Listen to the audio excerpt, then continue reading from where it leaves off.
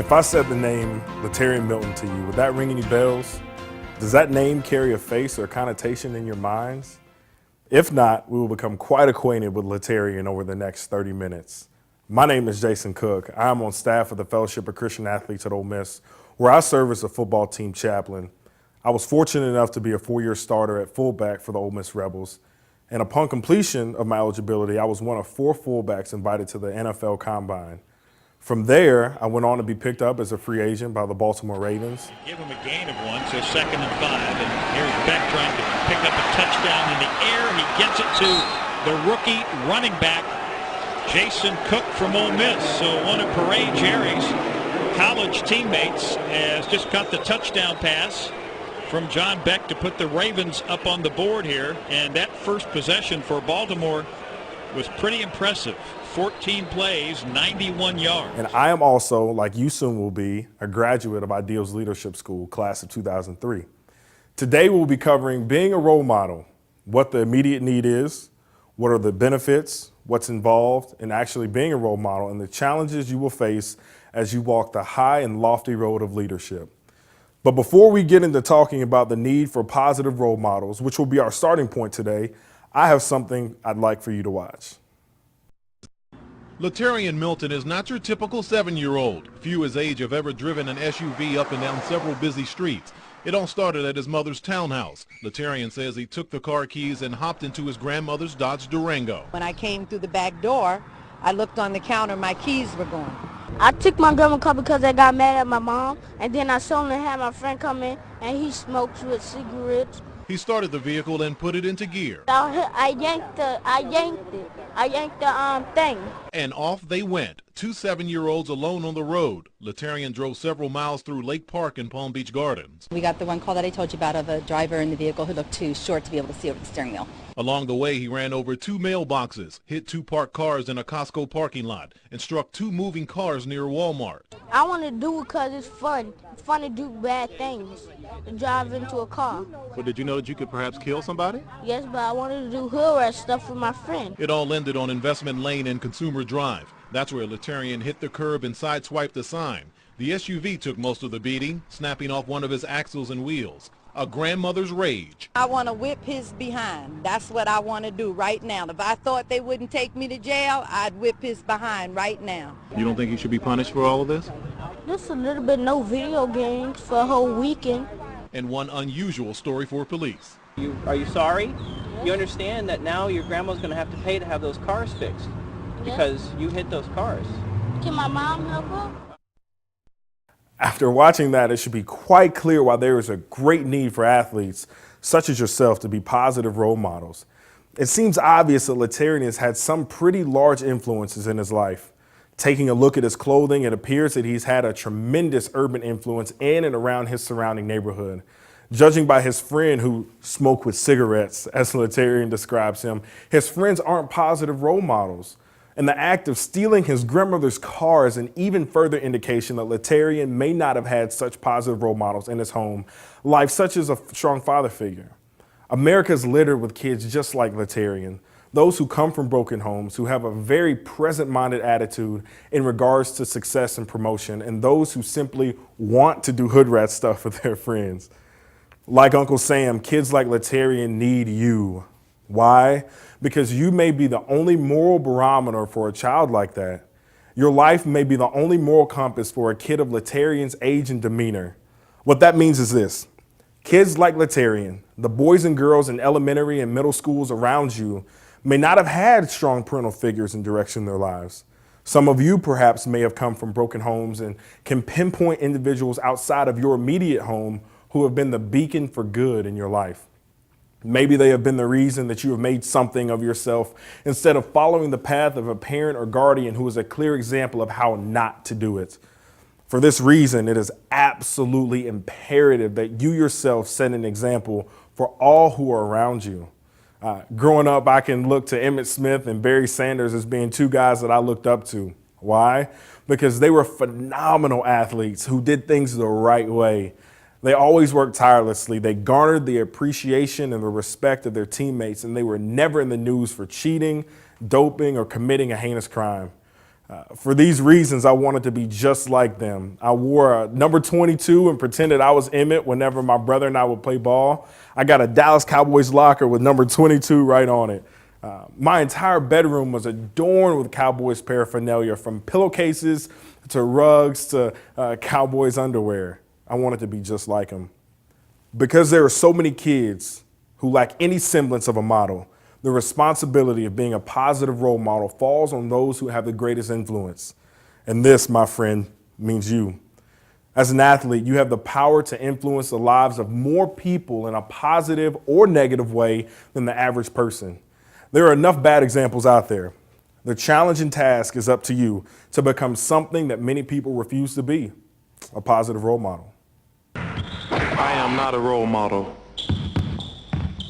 I'm not paid to be a role model. I am paid to wreak havoc on the basketball court. Parents should be role models.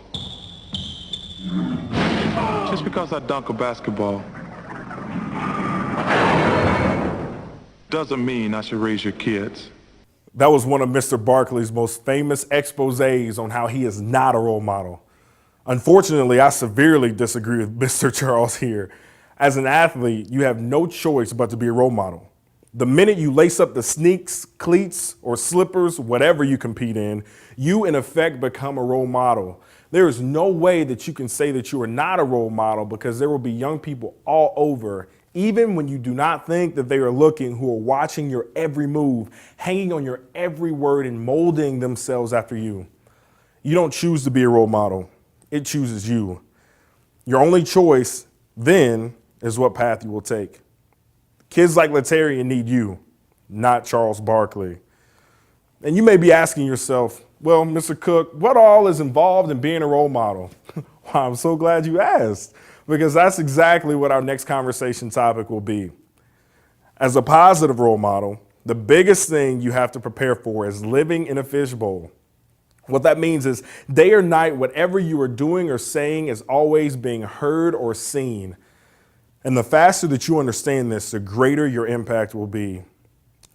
Growing up, we had a new goldfish about every 3 weeks, and it seemed like no matter how fast that fish would swim or how much it would try to hide in the little castle that we put in the tank, we could always see that fish.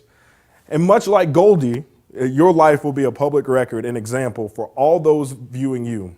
This includes, but not limited to, pictures and status updates on Facebook, Twitter tweets, what you say in newspapers, text messages that you send to friends that get out and people know about it, your attitude in class, what you say to the janitor or to those who are serving you, how you talk to your parents. In other words, everything that you do will be scrutinized and placed under a microscope. Latarian could be sitting at his grandmother's house on the computer and come across your Facebook page. He has already decided that he wants to be just like you.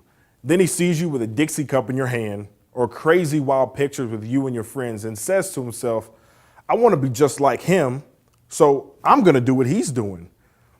Instead of looking at this as a burden, approach it as an opportunity to let your life be an example, the epitome of a positive, successful student athlete.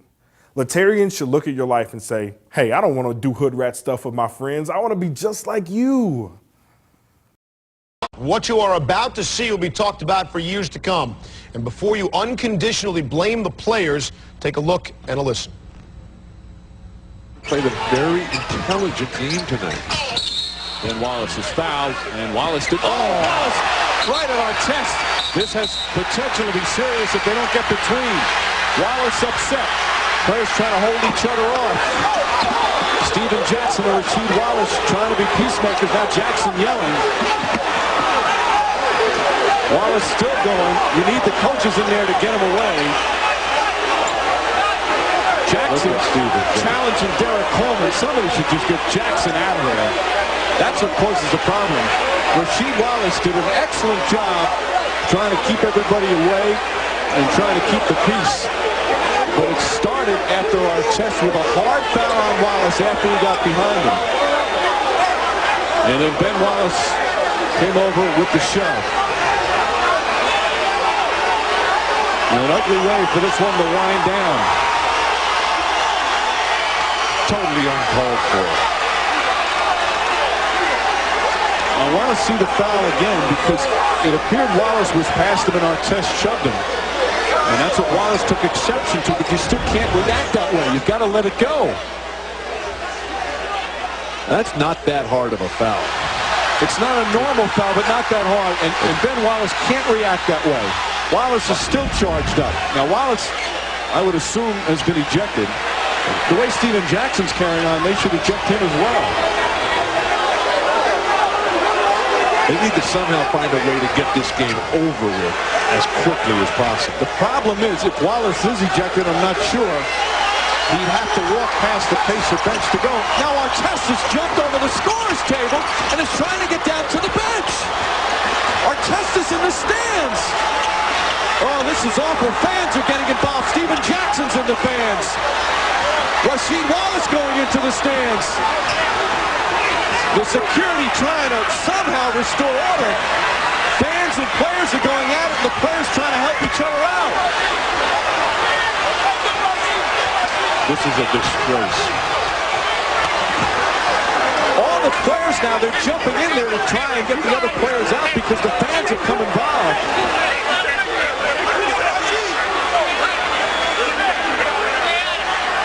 Oh, what a sad scene here at the Palace.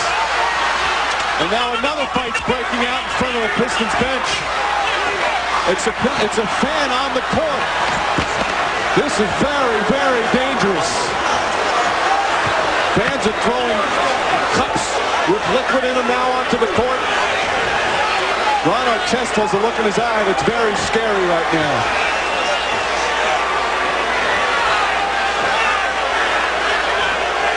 You wonder if the official's going to let this game continue. Now they're throwing bottles out onto the floor.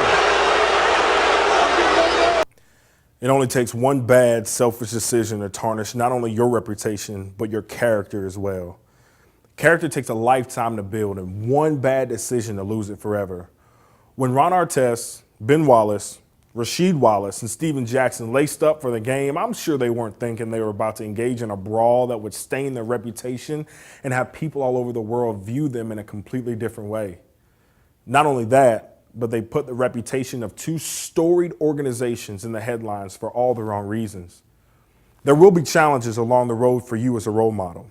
By the video, you can tell that one challenge is to not get into a full court brawl with the fans, even if someone throws a beer on you, and not to steal your grandmother's car, even if you do think it's fun to do bad things with your friends. One, you will have to keep your cool in situations even when you do not want to. Two, your name should be everything to you, keeping your family name untarnished and undefiled. Three, you are representing your school or organization. No matter who you are representing someone. Four, as a positive role model, you will be confronted with the right decision versus the popular decision. Always go with the right decision. And five, everything, and I mean everything, is seen by those around you. And this gets frustrating and overwhelming at times, but it's what a positive role model is about. The reward is always greater than the struggle. Just recently, a young man that was considerably younger than me contacted me. He had received a mass text message of an inspirational kind from me before a big game. I sent it not thinking anything of it, but little did I know this kid would save this message for 2 years, from phone to phone. And I sent a text message, but this young man said it meant the world to him and that he wanted to pattern his life after me. I tell you that not boasting in any way. I tell you that so you can fully understand the impact of your life. Some see it as the benefit of being a role model. I see it as the humbling experience to change a life that is so precious can be impacted through your actions and speech. This is the amazing part about being a positive role model. Your very words alone can steer the life path of a Letarian away from danger and infamy and into a place where he himself can impact the world around him for the better. When you leave the high school that you're at, what will people remember about you? What will they say 5 years after you have gone? Will your name be reduced to a plaque or a banner in the rafters? Or will you have made such an impact to live in the hearts of those that you have touched forever? In other words, What will your legacy be? I think of Ed Thomas, the former head football coach at Aplington Parkersburg High School in Iowa. I remember all the faces of the people at his funeral and the words that were spoken by those whom he impacted. These men and women were devastated by his loss, but even more encouraged about his life. You see, Ed Thomas was much more than just a great football coach. He was a man who impacted the lives via the butterfly effect of literally thousands upon thousands, and even into his death. What his life has accomplished is the epitome of a positive role model. Listen to me. If the best thing that someone can say about you when you die is that you are a great athlete, you have sincerely failed in life. Your legacy should be so much greater than athletics. Your life should better the lives of all those around you. The way you carry yourself and talk to others should inspire them to be better themselves. What you are as a man or woman should spurn those around you to pick up the rope where someone else has dropped it and create a better future for themselves. Your life could be the reason why someone like Latarian would choose to go to school instead of stealing a truck. It would be your life that could save a young woman from becoming the victim of naivety. It may be your life that saves the life of a Latarian from spending the rest of his life in jail. Kids like Latarian across the country need you. I need you. Jack Williams needs you. Ideals needs you. The world needs you. Your athletic accomplishments are so temporary, but your life and its impact are eternal. So as you leave today, understand that not only are you a role model, but you will shape another human being's life in a positive or negative manner. The choice is yours.